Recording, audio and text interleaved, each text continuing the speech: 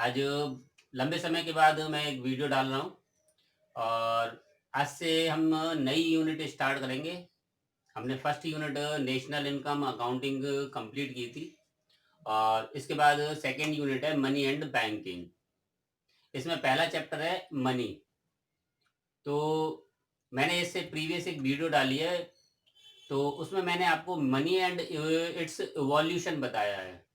तो उसमें सबसे पहले मैंने आपको कमोडिटी मनी बताई, फिर मैंने आपको मेटेलिक मनी बताई, फिर मैंने आपको बैंक मनी बताई और बैंक मनी के बाद आपका लास्ट और पेपर मनी। इस तरह से 4 टाइप की मनी का according to the industrialization, growth of industrialization के अकॉर्डिंग 4 डिवीजन दिए।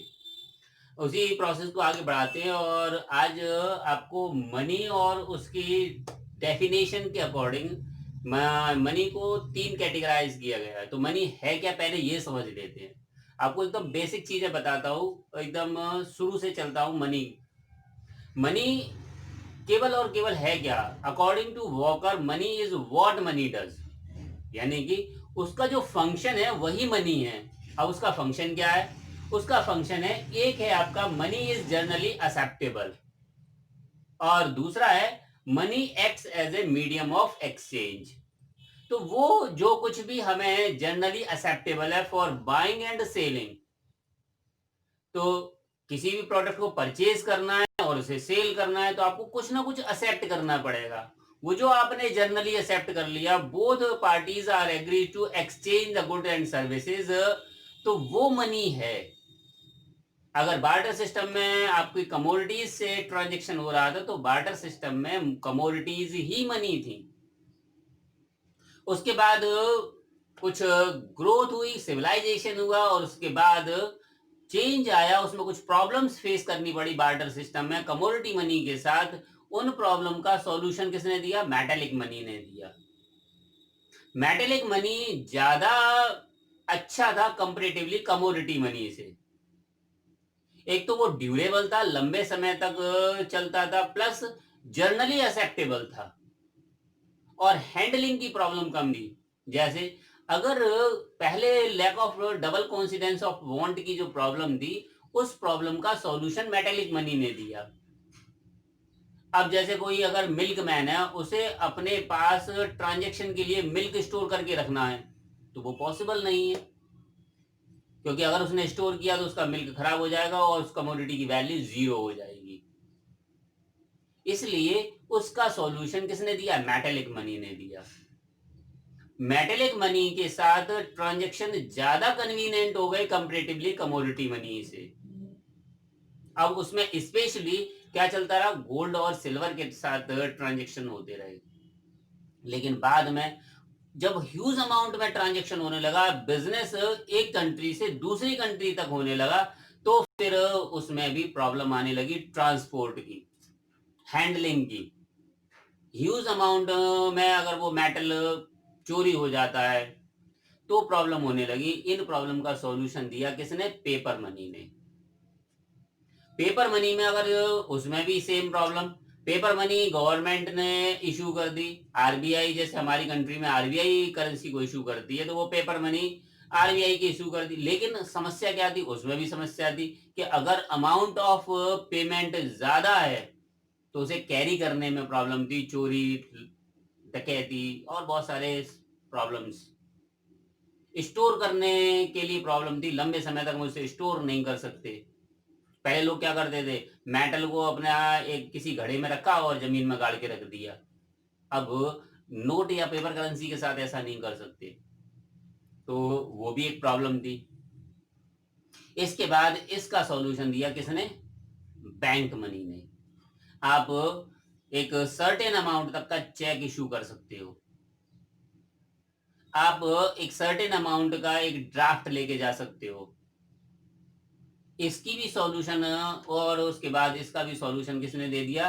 एटीएम कार्ड और क्रेडिट कार्ड ने, डेबिट कार्ड और क्रेडिट कार्ड ने। उसको और आसानी से आप, उसके बाद भी उसमें भी थोड़ी सी प्रॉब्लम आने लगी। लोग एटीएम का हैक कर लेते हैं, कुछ गलत तरीके से, इलीगल तरीके से एटीएम कार्ड छीन लेते हैं और उसका पिन भी जान लेते हैं। तो उसका भी एक सॉल्यूशन अब आ गया है आपका मोबाइल मनी और नेट बैंकिंग मनी। ठीक है, इसके आगे चलते हैं। तो according to this money is what money does, तो इसका मतलब क्या है? सिंपल है कि मनी वो काम करती है जो जनरली एक्सेप्टेबल हो और मीडियम ऑफ एक्सचेंज हो। इसके बेसिस पर इसे हमने 3 कैटेगरीज में डिवाइड किया है। पहला है लीगल डेफिनेशन, दूसरा है फंक्शनल डेफिनेशन और तीसरा है narrow and broad definition of money. तो सबसे पहले चलते हैं लीगल डेफिनेशन ऑफ मनी पर। तो लीगल डेफिनेशन क्या है? लीगल डेफिनेशन है मनी की, money is what the law says, यानी कि अगर लॉ ने कहा है कि ये मनी है तो फिर वो मनी है। इट मीन्स गवर्नमेंट डिक्लेयर करती है कि ये मनी है तो फिर वो जनरली एक्सेप्टेबल होगी। तो anything which the government declare as the money, government ने कहा है, जैसे हमने 500 का नोट गवर्नमेंट ने इशू किया या एक का सिक्का गवर्नमेंट, एक का नोट गवर्नमेंट ने इशू किया, तो गवर्नमेंट ने कहा है कि ये मनी है तो फिर वो मनी है। क्यों? क्योंकि वो जनरली एक्सेप्टेबल है। Things will have the generally acceptable, जो कुछ भी है गवर्नमेंट कह रही है कि ये मनी है तो फिर वो मनी है, माना जाएगा। फिर it has the power to discharge the डेब्ट, इसमें पावर होती है अपने डेब्ट को डिस्चार्ज करने की। आपने 5,000 रुपये उधार ले लिए, तो आप अगर 500 के 10 नोटों से अगर पे करते हो तो आप अपने डेब्ट को डिस्चार्ज कर रहे हो, वो एक्सेप्ट करेगा। फिर currency notes and coins are the legal tendered money. अब लीगल टेंडर मनी क्यों है? क्योंकि ये डिक्लेयर किया गया है किसने? गवर्नमेंट ने, इसलिए ये लीगल टेंडर मनी है और गवर्नमेंट के ऑर्डर पर ये इशू किया गया है, इसीलिए इसे बोलते हैं फिएट मनी। फिएट का मतलब होता है ऑर्डर। तो गवर्नमेंट ने ऑर्डर दिया है कि इसे इशू करना है और यही मनी है, इसलिए वो कहलाएगा आपका फिएट मनी। इसलिए लीगल टेंडर्ड मनी को हम फिएट मनी भी कहते हैं। इसमें फंक्शनल आता है, सेकंड है आपका फंक्शनल डेफिनेशन ऑफ मनी। इसमें क्या करना है? इसमें मनी को उसके फंक्शन के अकॉर्डिंग, वो जो काम कर रही है उसी काम के अकॉर्डिंग उसे मनी मान लिया गया। तो क्या है? Money is defined on the basis of function it performs, जो कुछ भी वो कर रहा है, जो कुछ भी फंक्शन वो कर रहा है वही मनी है। अब वो क्या क्या काम कर रहा है? सबसे पहला कर रहा है जनरली एक्सेप्टेबल। जैसे पहले बार्टर सिस्टम में कमोडिटी से आसानी से ट्रांजैक्शन हो रहे थे, कमोडिटीज एक्सेप्ट की जा रही थी, इसलिए वो क्या था? मनी था। बाद में मेटल आ गया तो मेटल के साथ वो एक्सेप्टेबल हो गया तो फिर वो मनी हो गया। फिर medium of exchange, store of value और मेजर ऑफ यूनिट, अगर वो ये काम कर रहा है तो फिर वो मनी है। इसके बाद है मीडियम ऑफ एक्सचेंज, तो किसी भी कमोडिटीज को एक्सचेंज करना। अगर आप 5,000 रुपए देकर एक मोबाइल परचेज कर लेते हो तो फिर वो मनी है। स्टोर, आप अगर बैंक में वो 5,000 रुपए डिपॉजिट कर देते हो तो फिर आपका पैसा 5,000 रुपए स्टोर हो गया, तो वो परफॉर्म कर रहा है किसके रूप में? स्टोर ऑफ वैल्यू के रूप में। थर्ड है मेजर ऑफ यूनिट। अब मेजर ऑफ यूनिट, आपने डिफरेंट डिफरेंट कमोडिटीज हैं। अब मोबाइल किलो में नहीं मिल सकते, चीनी यूनिट में नहीं मिल सकती, गेहूं यूनिट में नहीं मिल सकता, कपड़ा किलो में नहीं मिल सकता।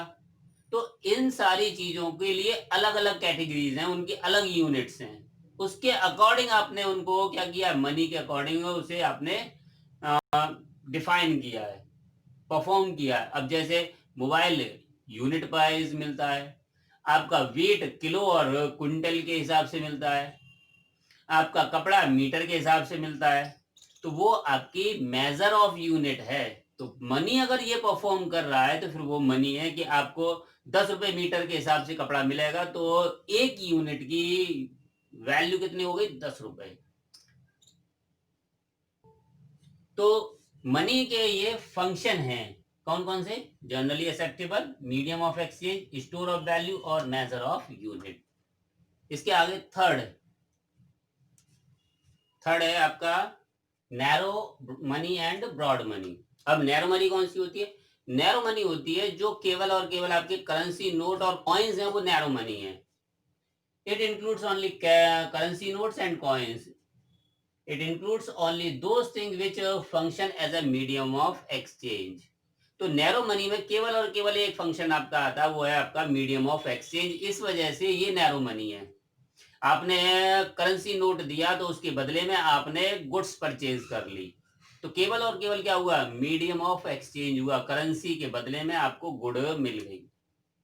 इस वजह से ये डेफिनेशन कैसी कहलाएगी? नैरो डेफिनेशन कहलाएगी। इसके बाद आता है ब्रॉड मनी। ब्रॉड मनी में आपके करेंसी नोट तो इंक्लूड होते ही हैं, साथ में बैंक या पोस्ट ऑफिस के डिपॉजिट, टाइम डिपॉजिट भी आपके इंक्लूड किए जाते हैं। उसका रीजन है कि इनके अंदर हाई डिग्री ऑफ मनीनेस होती है। अब इसका क्या मतलब है? ये कन्वर्ट हो जाते हैं कैश में एक शॉर्ट नोटिस के साथ। आप बैंक में विड्रॉल फॉर्म जमा कीजिए और विड्रॉल फॉर्म के बाद आपके अकाउंट में जो अमाउंट है उसमें से एक अमाउंट कैश के रूप में कन्वर्ट होकर आपको मिल जाएगा। यानी कि आपको केवल क्या करना है? एक शॉर्ट नोटिस देना है बैंक को या पोस्ट ऑफिस को, जो आपका डिपॉजिट अमाउंट है उस डिपॉजिट अमाउंट में से आप अगर उसे कैश में कन्वर्ट करना चाहते हैं तो फिर वो आपको मिल जाएगा। इसलिए इसमें करेंसी नोट के साथ साथ आपके डिपॉजिट भी इंक्लूड किए जाते हैं, इसलिए ये ब्रॉड मनी है। और इस तरह से मनी के जो 3 कैटेगरीज हैं वो मैंने आपको कंप्लीट करा दिए। अब आगे के वीडियो में आपको इसके अगले फंक्शन के बारे में बात करेंगे। अच्छा बच्चों, अब आपको एक इम्पोर्टेंट न्यूज़ देनी है मुझे। इसके बाद आपको डे वाइज आपको दूसरे सब्जेक्ट के वीडियो भी मेरे उसमें मिलेंगे। आपको मंडे और वेनेसडे को हिस्ट्री और पॉलिटिकल साइंस के वीडियो मिलेंगे। तो मंडे को आपको हिस्ट्री का या पॉलिटिकल साइंस में, या ऐसे ही वेनेसडे को हिस्ट्री या पॉलिटिकल साइंस का कोई एक वीडियो मिलेगा, और आपको ट्यूसडे को हिंदी का वीडियो मिलेगा।